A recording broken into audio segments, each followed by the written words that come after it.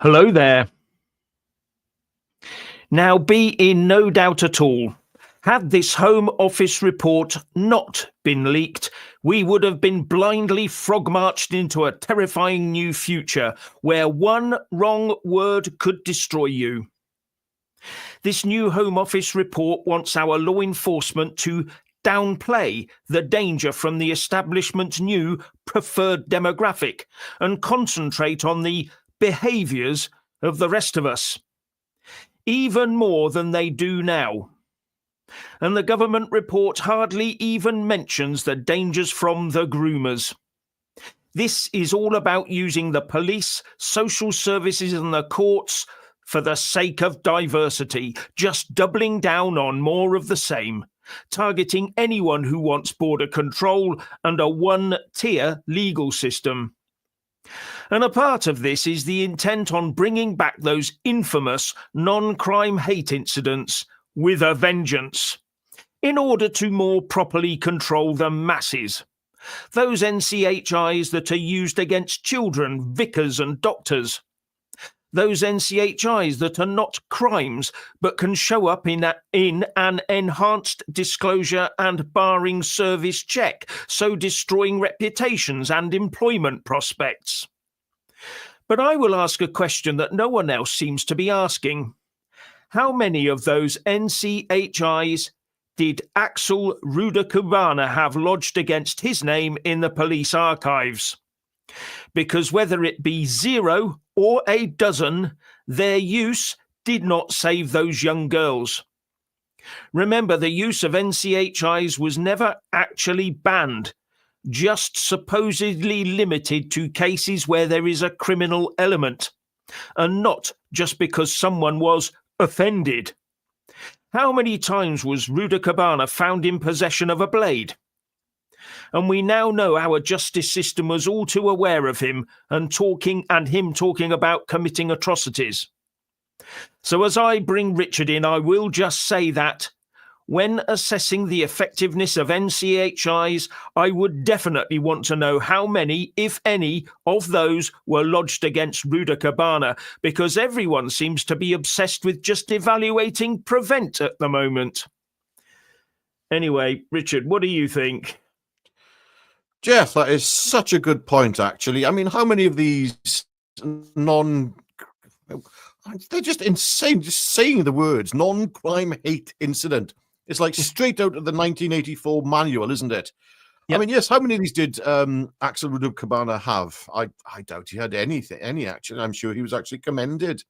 As soon as he walked through any sort of prevent doors, he was like, "Oh, it's you coming in. How are you feeling? Are you okay? Did you have a bad day? Oh, diddums." You can imagine it, can't you? Really, I find it just flabbergasting. I'm just reading through this thing in the Telegraph here. The Counter-Extremism Review recommends that Labour reverses the previous government's move to limit the recording of non-crime hate incidents over concerns of their impact on free speech.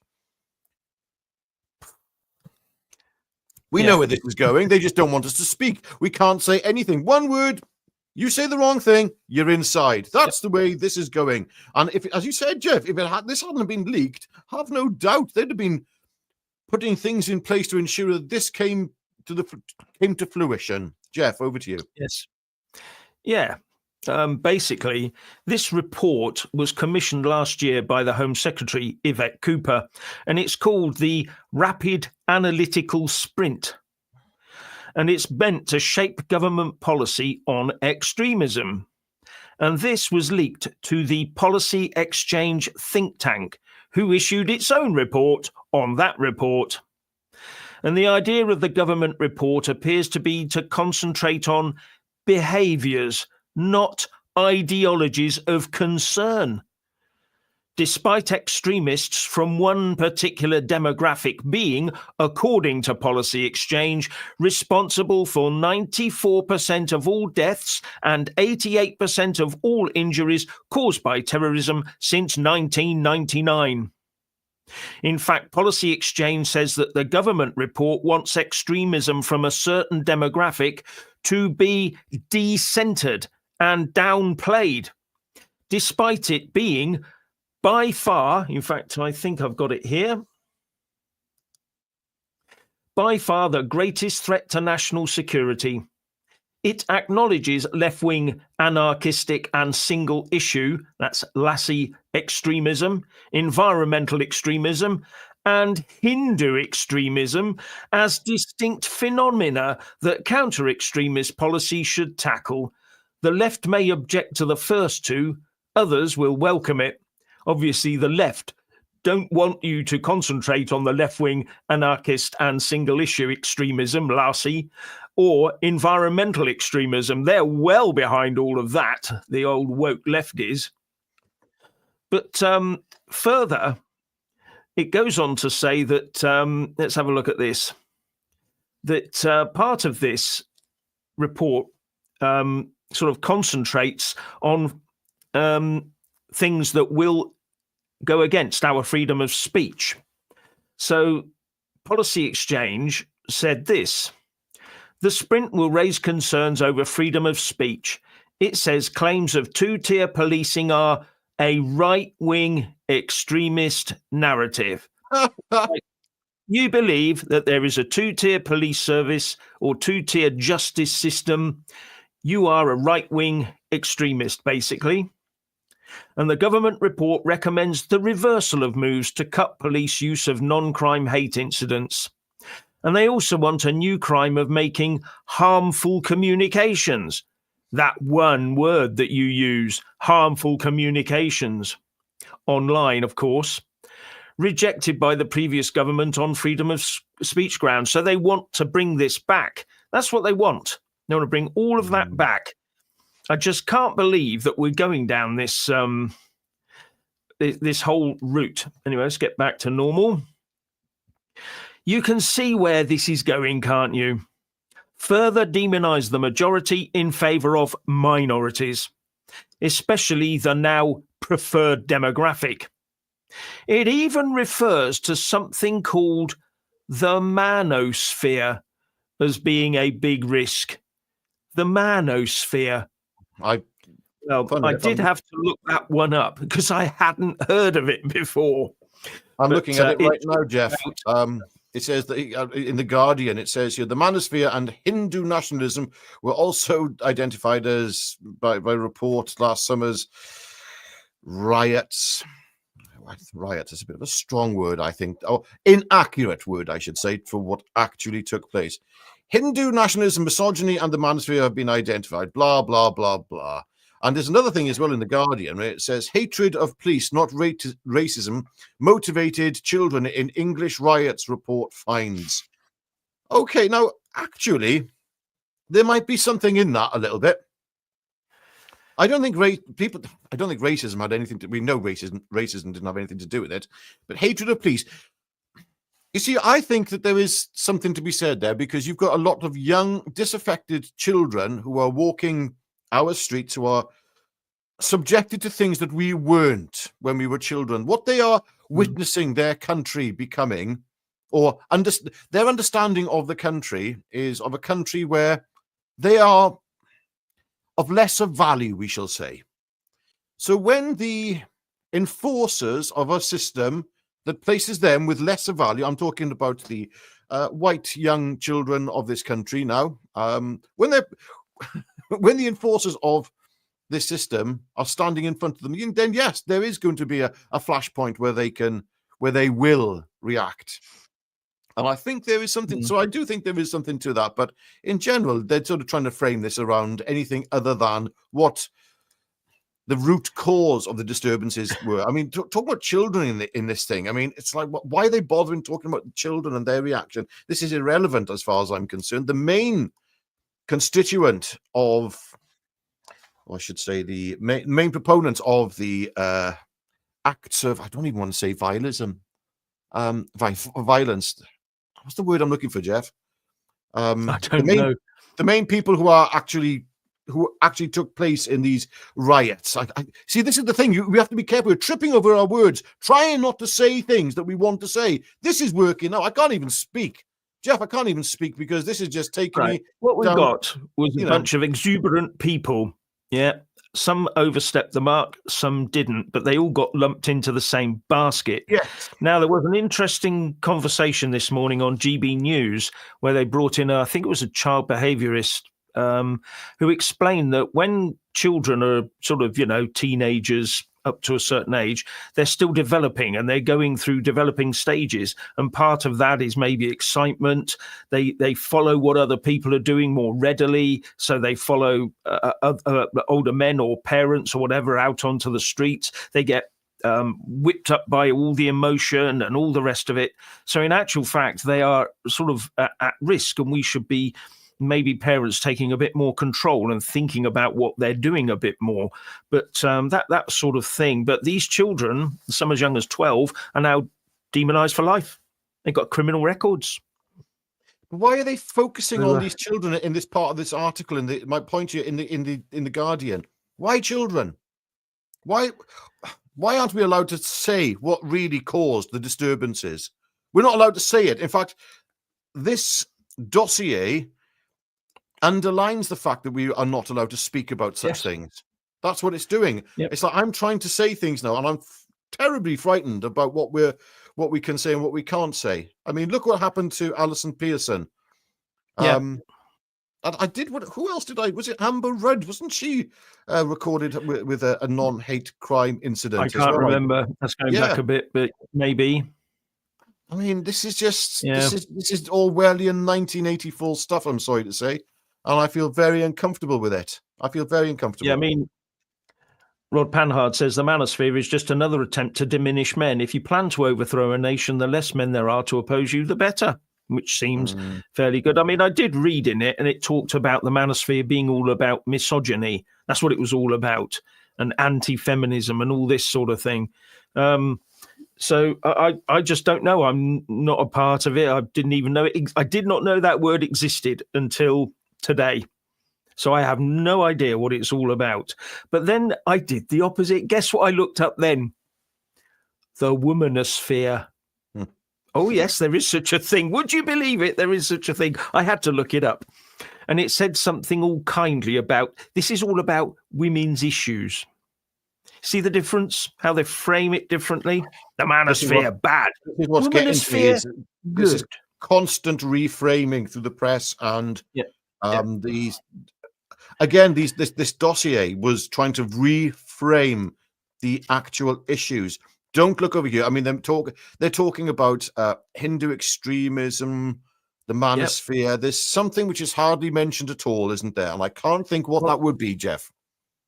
Yes, I'm not sure. But if you look in the policy exchange report, the relevant word jumps up many times.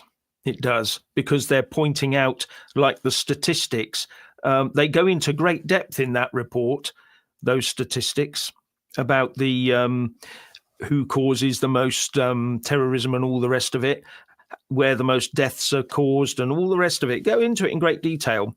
And it becomes obvious then that what we should be doing is concentrating on that and not all these other little things. Yes.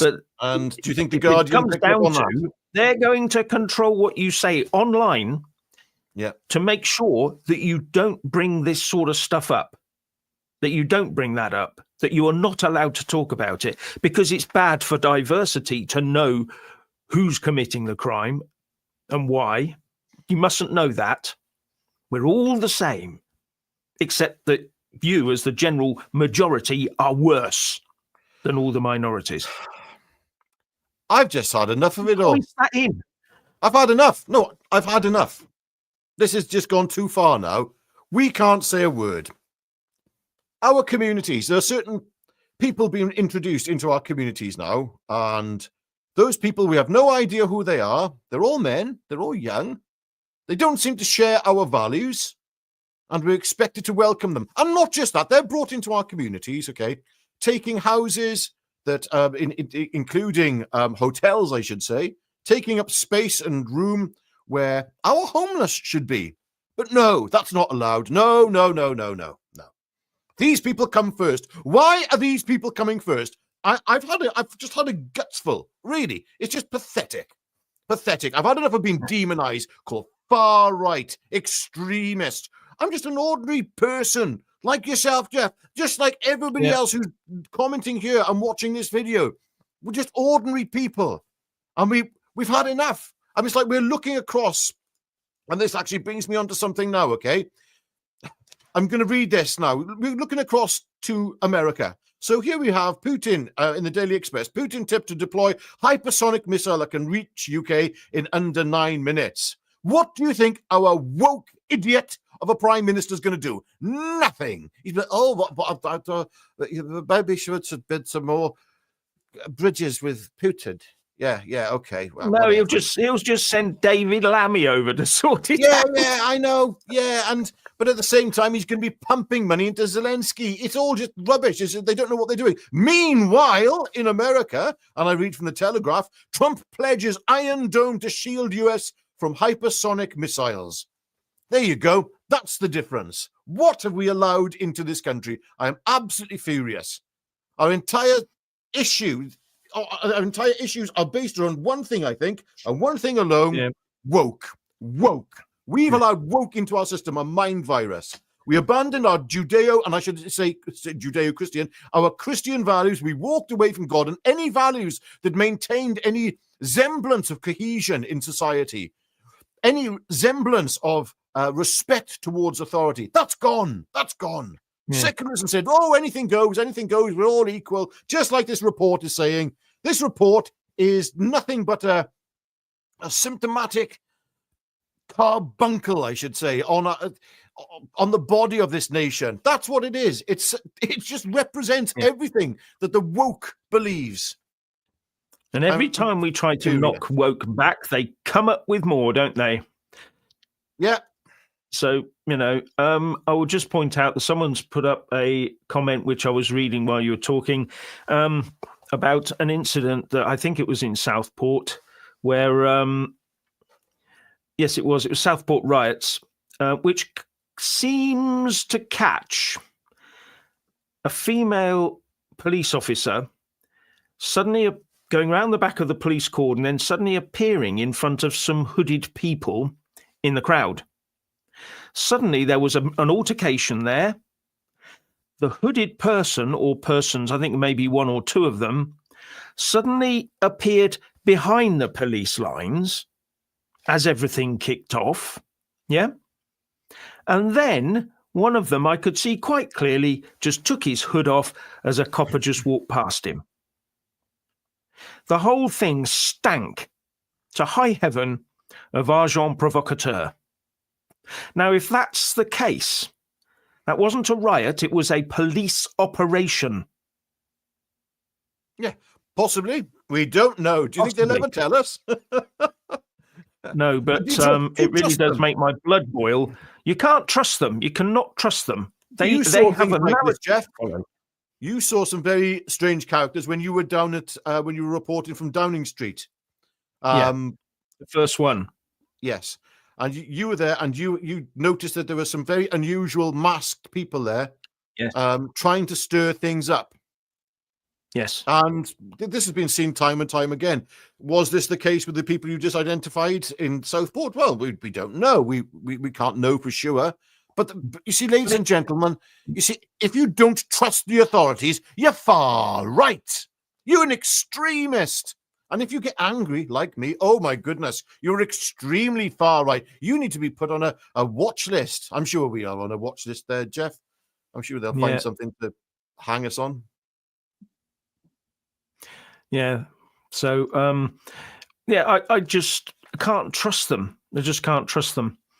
And it always sort of, when we saw, was it 2 Saturdays ago, the big riots that happened, 77 people arrested. There was no battle gear, no horses, no dogs, were there? Around the place, ready for action. Of course not. So, yeah. What happened on St. George's Day last year? Yep. Well, the horses were straight in, weren't they? Yeah.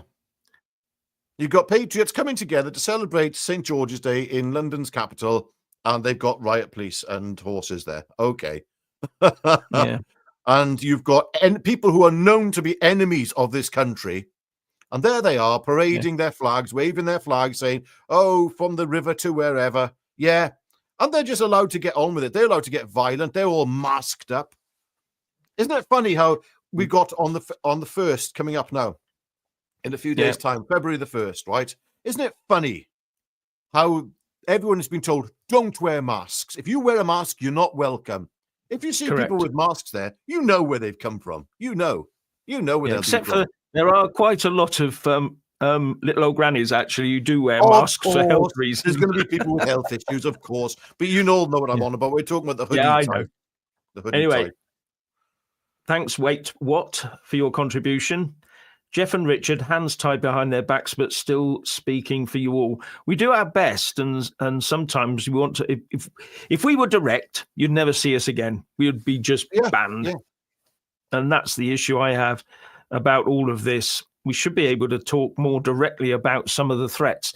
If the statistics that the Policy Exchange have put up are true, and I've no doubt that they are, because they wouldn't do that. Just put up spurious figures, then that tells us what we should be doing. But we're doing the exact opposite. We're downplaying that danger. It's like saying, where is it safer to walk? On a motorway or across a zebra crossing on a quiet road? Oh, no, don't look at the dangers of the motorway. Just keep walking there. That's what we're doing. It's ridiculous. Anyway. Yeah. And this one caught my eye. Yesterday, up jumped that former SNP leader, Mr. White Humza Yousaf, on Holocaust Memorial Day, saying on X that the forces of the far right are on the rise and must be opposed, completely ignoring where the anti-Semitism is really coming from right now. You just couldn't make it up, could you? Yeah, there's a comment here by Dan H. The far right nationalist socialist party hated Jews. Which demographic hates Jews now? Who is the far right? Yeah, spot on. Yeah. It's funny, you mentioned Humza White Yousaf, right? I found it, I can't remember which podcast I was watching, and in it, he was talking about some German politicians, possibly. I can't remember, I might be wrong. And then he was calling them things like extremists or far right or whatever it was, or racist, because they were they had a sausage and wine party in the neighborhood of a certain demographic. I might be wrong there. I might have misheard that. I mean, if I have, Mr. Yousaf, I'm terribly sorry. We really love you. Yeah. Racist. White. You're white and you're racist. Aye, okay, whatever. Yeah, I know. It's just ridiculous, really. Anyway, hypothetically, what's wrong with being anywhere in this country and having a sausage and wine party? What's wrong with that? Nothing. What is it? Whatever a sausage and wine party is, I've never heard it. Sounds a bit. It does actually sound a bit dubious, but there we go. On a couple of fronts. Yeah, but anyway, but what's wrong if people wanted to eat sausages and drink wine in a certain area where a certain demographic lives? It's a free country, or Europe should be free to be able to do those things. I mean, there's certain parts of London now, or not just London, there's certain parts of this country, but in particular, I'd say London, because of the demographical shift there, where women, if you wear, well, what we'll call the clothes of the 1960s, say, mini skirt, if you wore something like that walking down the street there, you'd be in trouble. You'd be in serious trouble. You could get attacked. That's in Britain now. That is in Britain. I know that for a fact. I know that one for a fact, actually. Yeah. Not that I've worn a mini skirt down a street, but I that would cause a riot, wouldn't it? Who did. I know somebody who did. Yes. Oh dear. Yes, anyway, and, let me just go on. What I was going to say is that America, as you know, has a problem on the southern border, and Trump is trying to tighten that up pretty damn quick. But there's a report coming out that there's been a gunfight on the US-Mexican border between border guards on the US side and Mexican drug cartel members on the other side, smuggling people across the border, presumably as drug mules. So there's this big thing, but it goes further than that because let's read what I think this is from the Mail. American Border Patrol agents stationed at the Mexican border were fired upon by a suspected drug cartel in an effort to smuggle illegal migrants into Texas. The gunfight broke out on Monday near the disputed territory of Fronton, Texas, exactly 1 week after President Donald Trump returned to office and began his sweeping deportation crackdown. While the cartel suspected of being responsible for the violence has been shooting across the border for years, News Nation reports that the crisis in the region has escalated in unprecedented ways since President Trump was elected. So basically, since Trump got in, the drug cartels are finding it harder to get people across, so they're starting to use violence for their aims.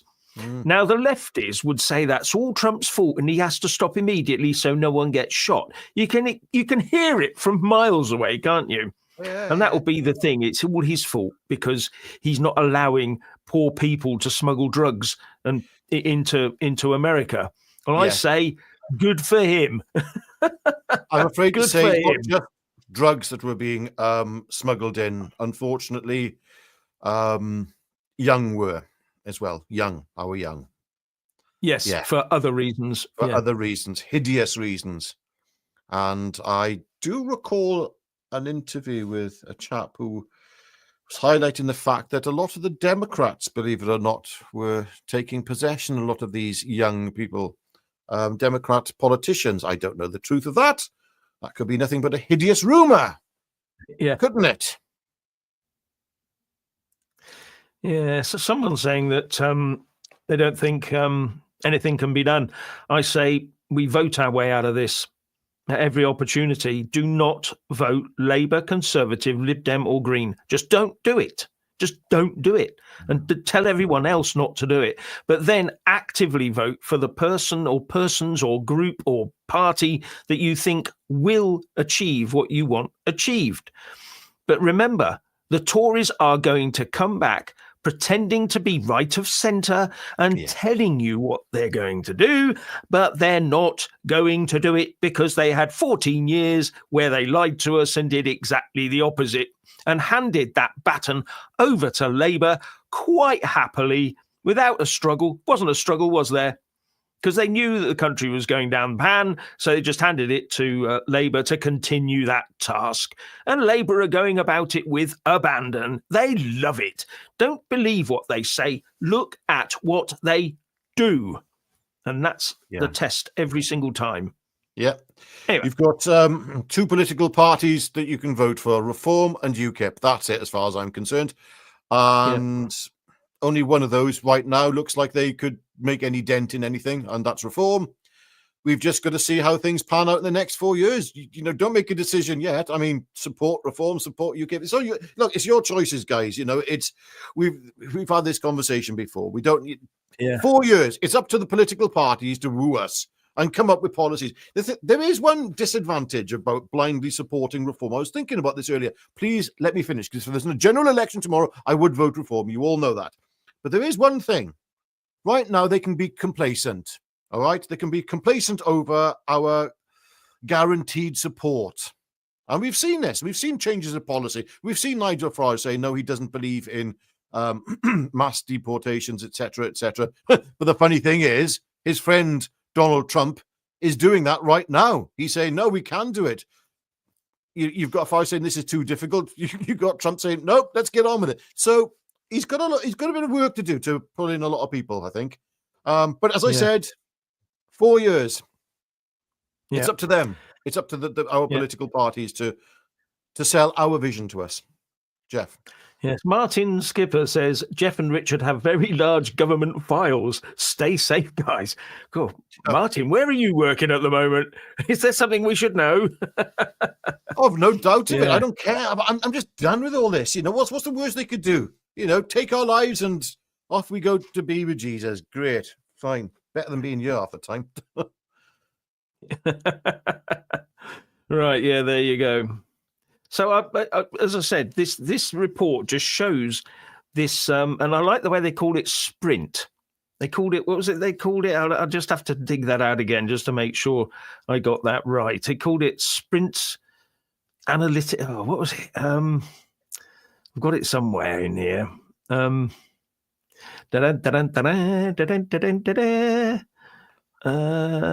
have a look. Oh, yes. Go on. The rapid analytical sprint, ladies and gentlemen, the rapid analytical sprint. That tells you exactly what they want to do with this policy, isn't it? Yeah. Bring it in rapidly without analysis and sprint at it. Yeah, that's it. It sounds like that was that phrase, going at the speed of science. Do you remember that one? Yeah. What was that about? They're trying to rush us into this and hope we won't notice. Oh, I've just been banned from Facebook. Oh, I only said what I thought. Yes, you're gone, So, and that's what they want to do, and do it quickly, get as many people off of Twitter, YouTube, Facebook, quickly as possible, ban them for life, and any other medium they can, divide and conquer and get on with it, we need to stop this bunch. Well, if that does start happening, I will be one of those people who'll be begging Donald Trump to invade. Please invade Britain. Yeah. Didn't it come out in the papers yesterday that a majority or a large portion of Brits actually support Donald Trump's policies? Yeah. So there's the left has been for years been calling Donald Trump this far right, racist, etc., etc.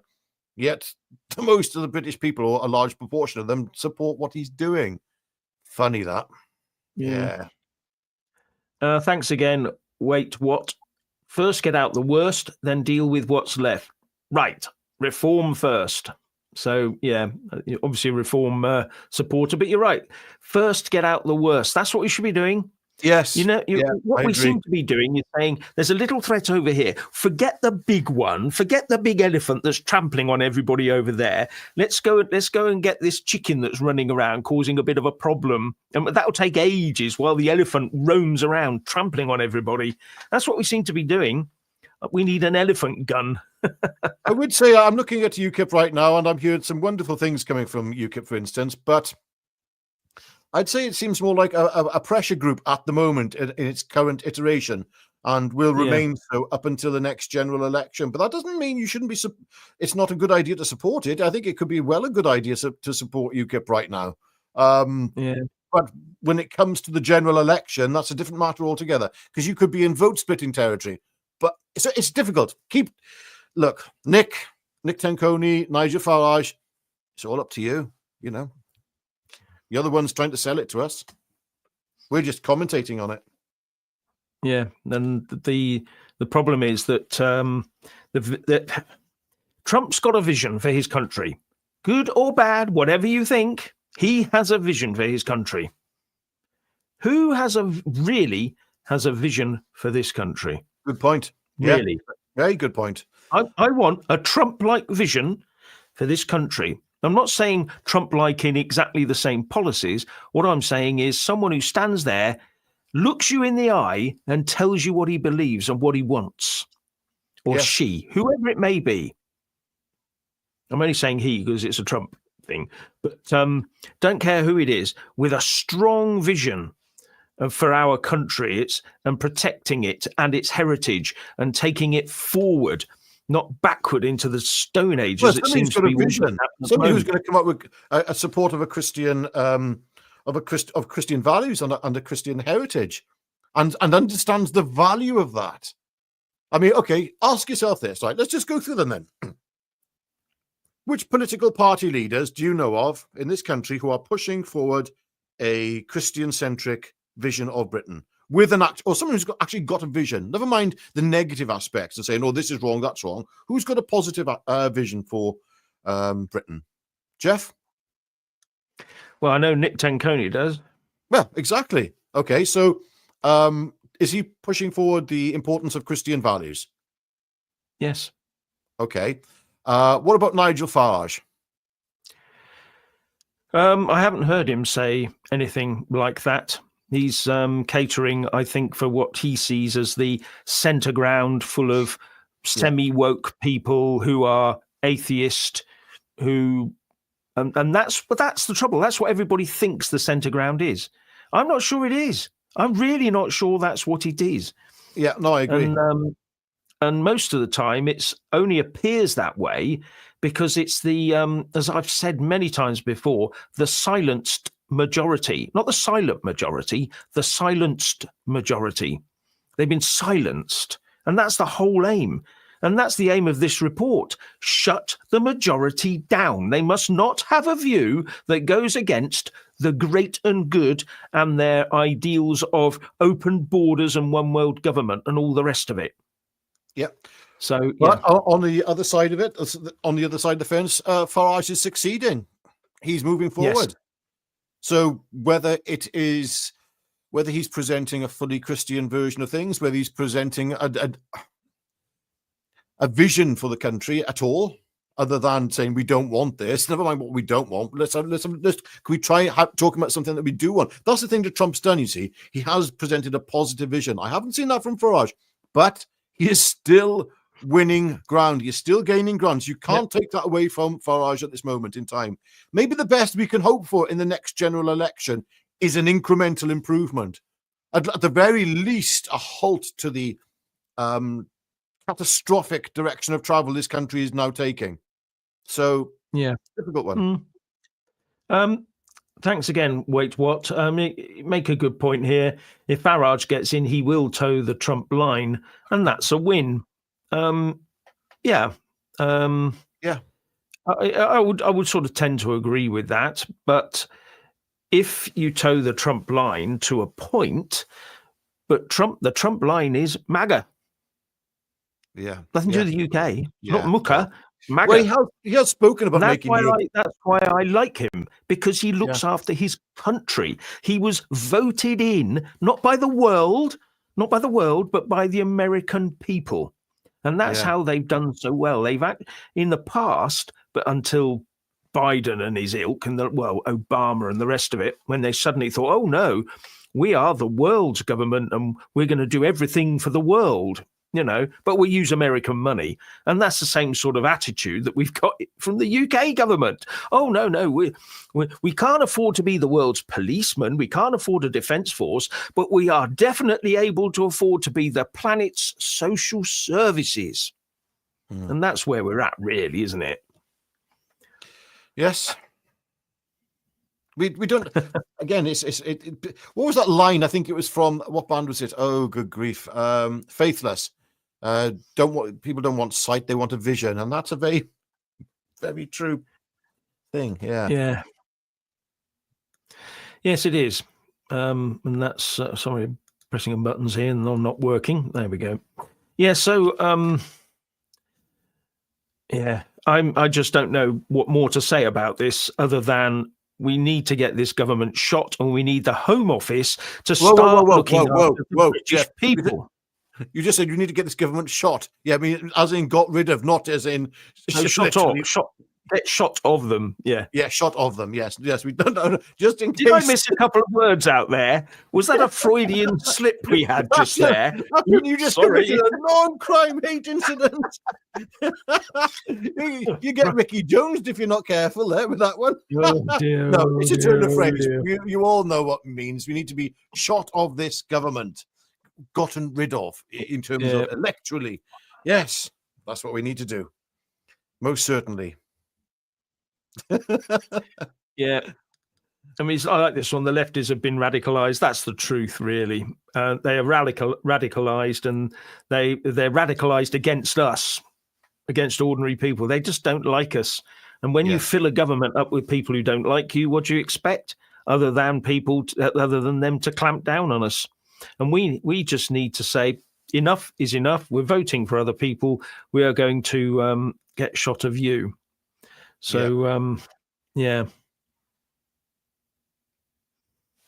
So, I haven't. Oh, do you know what I've forgotten to do today? Ladies and gentlemen, I do you a huge disservice. I'm terribly sorry. Let's go to the important headlines in the newspapers. Okay, in the sun. Well, before you do, Go on. thank you. Wait, what? Trump wants you to join him. Friends of America are welcome. There you go. Count me in. Okay, in the sun. Who's paying?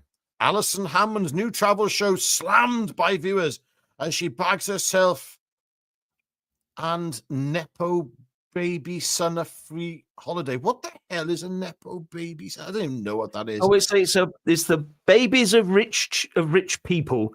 So it's nepotism baby, Nepo baby, because they get all the benefits of their rich parents. Oh, okay. Well, do you know what? I just don't care anyway. I don't care. It's a load of rubbish. So I'm not going to read any more of that rubbish to you. Okay. Good. Next, we're moving on to the Express and our favorite woman, Dan Wootton. Are you watching? Dan? You're going to love this. Meghan Markle's make or break moment as new claims put Duchess under immense pressure. Meghan Markle has been left battling to save her public image. I don't care. Not reading anymore. It's rubbish. This is the nonsense that fills our newspapers. It makes me absolutely livid that this stuff hits the front, the headlines, and we've got so many more important things to be discussing in this world. Yet the bread and circuses are kept there to, there to keep us all down. That's the problem they've got in society today, because people do watch YouTube, they have social media, and they're turning away from it. Not everybody's so interested in dancing on ice and I'm a celebrity, get me out of here rubbish, Oh, hang on a second. There's something breaking here in the Daily Express. New population stats reveal UK will have 5 million more people by 2032. Good grief. That's 5 million more. Yes. And ladies and gentlemen, that has absolutely zero to do with our birth rate. Yeah, nothing. Yeah. I knew you were going to say that. Yeah. And also, our longevity is stalling a bit. It's not growing so fast as it used to. So it's not down to old people hanging around more. No, you know what it's all down to, don't you? And we're going to be paying. Yeah. I mean, it talks here about the known population affected being 72.5 million. I think we know that it's a lot more. It will be a lot more than that. So the projected, I should say, not the known, the projected population to 72.5 million. We know it's a lot more than that. You just need to go around Britain right now, especially England. England is absolutely crammed full of people, and it's not a country I recognise anymore. I find it worse in England than I do in Wales. I will say that. Yeah. There are parts of Wales where the population and demographic has adjusted quite considerably, but in general, not to the same extent. But I do quite regularly go to England, and I just see that the population density, you can see it. It's just increased so much. And also the demographic has worryingly changed. And we say, well, what's wrong with a demographic change? I don't know. I just feel a bit worried about it. Maybe it's just some kind of paranoia. Maybe I'm far right. Quickly report me. Put me down for a non-hate crime incident that's not a crime and it's not an incident. Yes, bear with me. I'm just trying to bring a picture in for you. Okay. And it's going to go there. Yes, this is just a reminder for you all. Once I've done it and I've brought it in. Okay, while Jeff is doing this, ladies and gentlemen, please press the like button on this video and also subscribe and click the all option so you get notified every time we put up a new video. Thank you. How are you doing there, Jeff? Have you managed to work your way through the technicalities? I found it. And it's processing. I'll bring it on. Don't forget, it's only 4 days to go. At least I think it's only 4 days to go now. Wednesday, Thursday, Friday, Saturday. Yes. Stop the isolation fight for Tommy. Muster at 12 p.m. Waterloo train station.